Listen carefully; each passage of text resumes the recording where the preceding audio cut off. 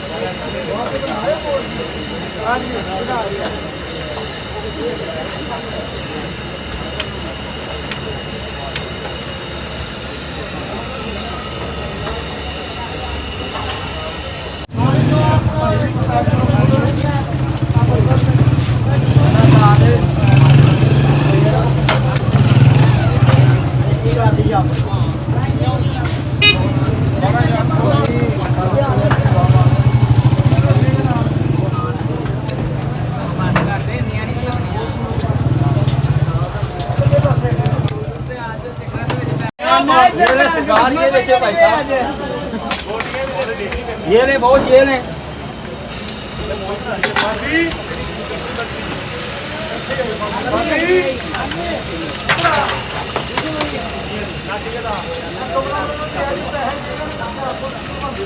बाहर साहब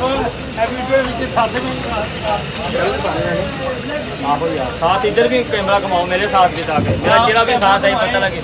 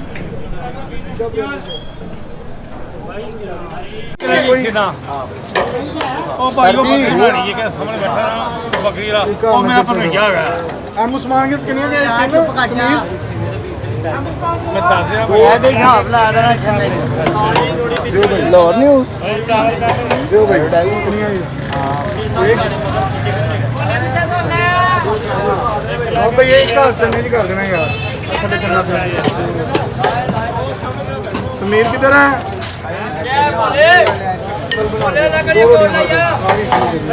दो 90-90 वाले पैक करने के साथे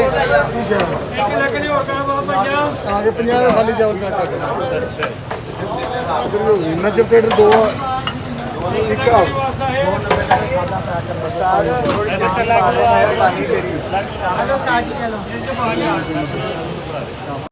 वाली 3 दो हाफ पैक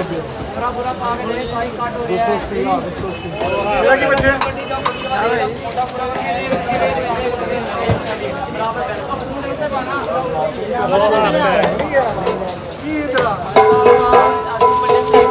यार 140 में खाली चावल कुछ नहीं खाना सुपर ले सकते दो हाफ पैक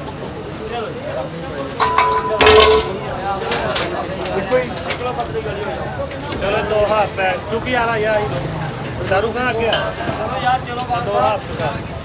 आगे बोल यार 140 के चावल की दे ले चावल सुपर ले अपनी प्लेट से कुछ नहीं डालना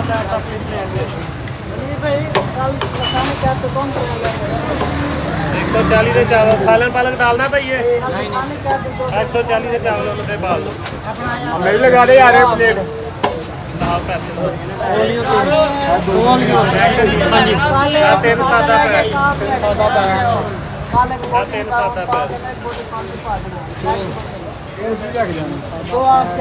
एक मोटी बाल तो 3-7 रुपए वहाँ पे इंसानी का 2 ऑफर दे दो अच्छा जी एक का डबल मोटी दो रोटी इसमें 3-7